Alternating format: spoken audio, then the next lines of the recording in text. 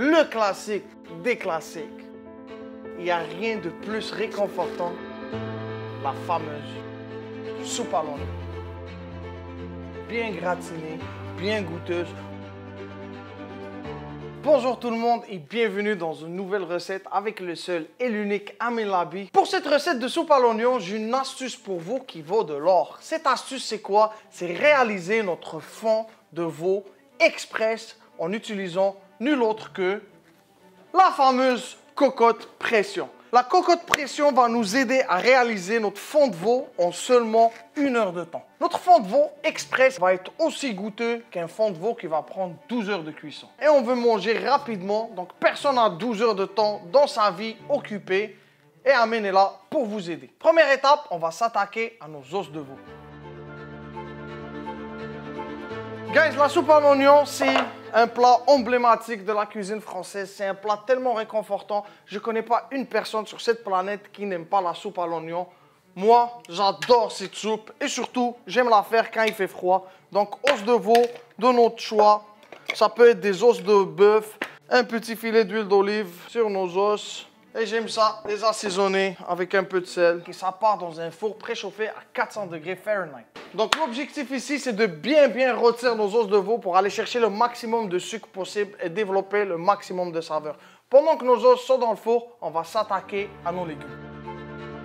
Comme vous le voyez ici, je me suis préparé une petite station d'épluchage pour rester propre. On va commencer par éplucher nos carottes. Et ce qui est vraiment intéressant avec cette recette, c'est qu'on ne va pas avoir de perte. On va récupérer toutes nos épluchures pour notre fond. Si vous ne voulez pas pleurer, quand vous coupez des oignons, mettez-les au frigo quelques heures avant de préparer la recette.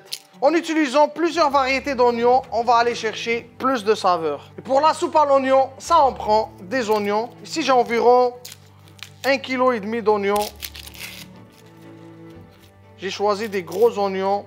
Il faut que j'arrête de dire le mot oignon. 4 gros oignons et 6 petites échalotes. Donc nos épluchures, on les jette surtout pas. On va les rincer sous une eau bien froide et ça va partir dans notre fond. Par après, on va passer à la découpe des oignons et de la mirepoix. Mon caméraman me demande c'est quoi une mirepoix. C'est un mélange de céleri, de carottes et d'oignons qui est coupé en mirepoix, qui est coupé grossièrement. On veut juste extraire le goût de ces légumes-là. Ils ne vont pas se retrouver dans notre assiette. Et on va commencer la découpe de nos oignons. On va les émincer grossièrement à l'aide d'un couteau bien aiguisé. Ils vont cuire pendant environ une trentaine de minutes. Ils vont dégager tout leur eau, développer tous leurs arômes. Pour les gens qui n'aiment pas les oignons, il n'y a rien de mieux qu'une bonne soupe à l'oignon. Et voilà notre gros bol d'oignons émincé. Donc on va se munir d'une casserole avec un fond bien épais directement sur le feu. Un feu moyen fort.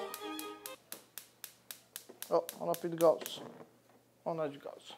Donc sur un feu moyen fort, on va venir ajouter environ 100 g de beurre, un petit filet d'huile d'olive pour ne pas brûler le beurre. Donc une fois que notre beurre a bien fondu, on va rajouter la totalité de nos oignons directement dans la casserole. On s'assure de tout mettre à l'intérieur. C'est une étape primordiale. Pourquoi?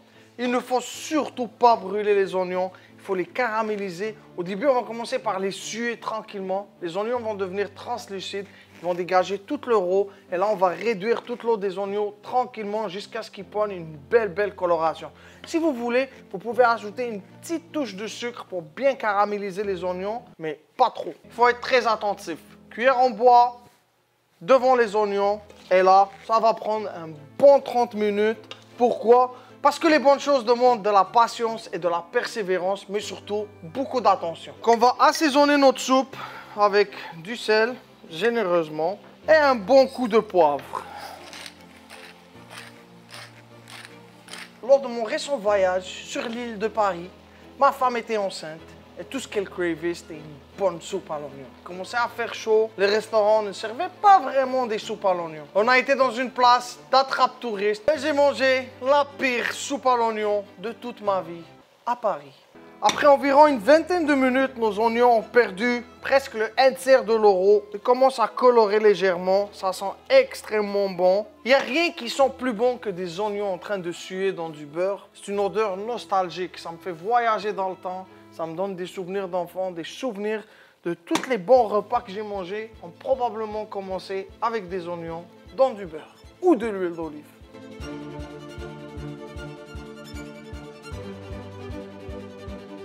Après environ une trentaine de minutes de cuisson, on va venir rajouter notre mirepoix avec l'ail. Et on va ajouter 2 bonnes cuillères de pâte de tomate, quelques graines de poivre. On va mélanger le tout pour retirer un petit peu nos légumes, cuire notre pâte de tomate et développer plus de saveur. Donc là, nos os et nos légumes ont bien rôti. On va les déposer directement dans notre cocotte minute. Ici, on a un petit peu de gras qui s'est dégagé. On va juste le retirer. Et on continue de mettre le reste de nos légumes directement dans la cocotte minute. Si j'ai mis un petit peu d'eau directement dans ma plaque, on va venir retirer tous les sucres de cuisson et on va chercher la totalité des sucres de cuisson et on met ça avec le reste. Et là, on va ajouter toutes nos épluchures qu'on a bien rincées. Et là, on va couvrir le tout avec de l'eau bien froide.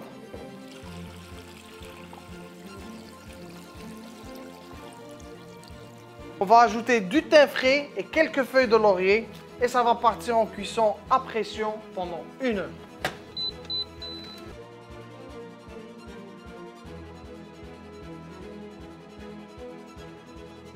Donc ici, nos oignons sont en train de cuire, de se décomposer, suer, dégager tout le rôti et caraméliser tranquillement. On va couper quelques belles tranches de baguettes pour garnir notre soupe. Pas trop épais, ni trop mince. Et on tosse ça légèrement au four.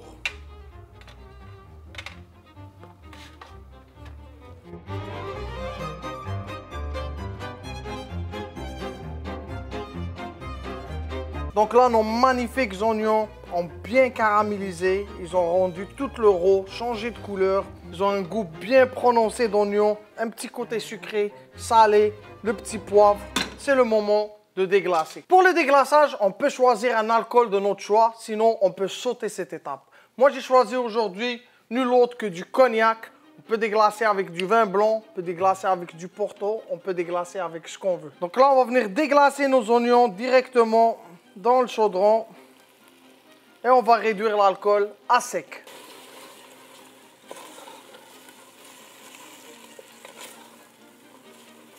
Une fois qu'on a bien réduit notre alcool, on va singer nos oignons. Singer, c'est quoi? C'est vraiment ajouter quelques cuillères de farine qu'on va bien torréfier. Ça va nous aider pour lier notre soupe. Pour ne pas avoir un goût de farine dans notre soupe, très important de la cuire un petit peu, environ 2 à 3 minutes. Donc là, ne faites pas comme moi, j'ai brûlé mon pain, ça arrive. Une fois qu'on a bien singé nos oignons, on va fermer le feu et on va filtrer notre fond de veau. Après 1 heure de cuisson dans la cocotte pression, il faut faire très attention. Ces cocottes-là ont un système automatique, on ne peut pas les ouvrir quand il y a de la pression à l'intérieur. On va la laisser refroidir un petit peu. Après 1 heure de cuisson, notre fond est finalement prêt. Regardez-moi ça. On a vraiment une belle couleur. Toutes les peaux des oignons, la garniture, tout a bien infusé. On va filtrer le fond directement dans un chinois. Donc là, on a environ 2 litres de fond qu'on va mettre directement dans notre casserole. On va mélanger le tout. On va ajouter un petit bouquet de thym et on va laisser infuser le tout environ une vingtaine de minutes. Après quelques minutes, à petit frémissement, toutes nos saveurs se sont amalgamées, les oignons se sont bien dissous dans notre bouillon, le thym est infusé. Ce qu'on va faire maintenant, juste avant de dresser nos assiettes, on va rectifier l'assaisonnement. Ça veut dire on goûte. S'il manque une petite touche de sel et une petite touche de poivre, c'est le moment de le faire. Pour moi, il manque les deux. Un petit coup de poivre. Et on finit avec une touche de sel. Une fois qu'on retire le bouquet de thym, qu'on a rectifié l'assaisonnement, c'est le moment de monter nos assiettes. Qui dit soupe à l'oignon, dit contenant pour soupe à l'oignon. Ici, on a les magnifiques bols qu'on connaît tous de soupe à l'oignon. Pourquoi? Parce qu'une soupe à l'oignon, c'est toujours gratiné au four avec les petits morceaux de pain et notre fromage gruyère. On s'assure de bien remplir nos bols jusqu'au maximum. Et voilà.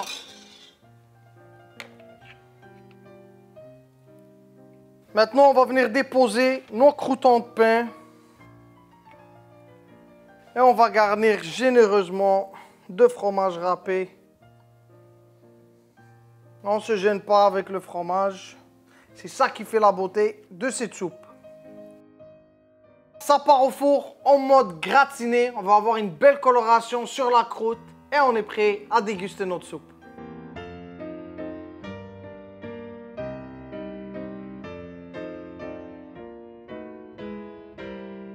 Alright les amis, notre soupe a bien gratiné. L'odeur qui monte de ça est vraiment incroyable. Et là, on va finir ça avec une petite touche de ciboulette finement ciselée. Ça fait partie de la famille des oignons et ça a un goût d'oignon. Donc on reste dans le thème, on respecte l'oignon. C'est tout. Notre soupe est prête à être dégustée. Il faut faire très attention de ne pas se brûler la bouche, ne pas s'arracher le palais. Parce qu'une soupe comme ça, le plus dur, c'est d'attendre avant de la manger et non de la préparer. Notre vidéo tire à sa fin. Notre recette de soupe à l'oignon gratinée est finalement prête à être dégustée. On va laisser refroidir un petit peu. On l'a faite from scratch, comme vous l'avez bien vu. Le petit fond de veau dans la cocotte minute, c'est toujours un plus. Guys, merci beaucoup d'avoir suivi jusqu'à la fin. N'oubliez surtout pas de vous abonner pour plus de recettes. C'est une soupe qui réchauffe l'âme et qui réchauffe le cœur dans cet hiver. Je vous le promets, vous n'allez pas le regretter. Essayez-la à la maison et bon appétit.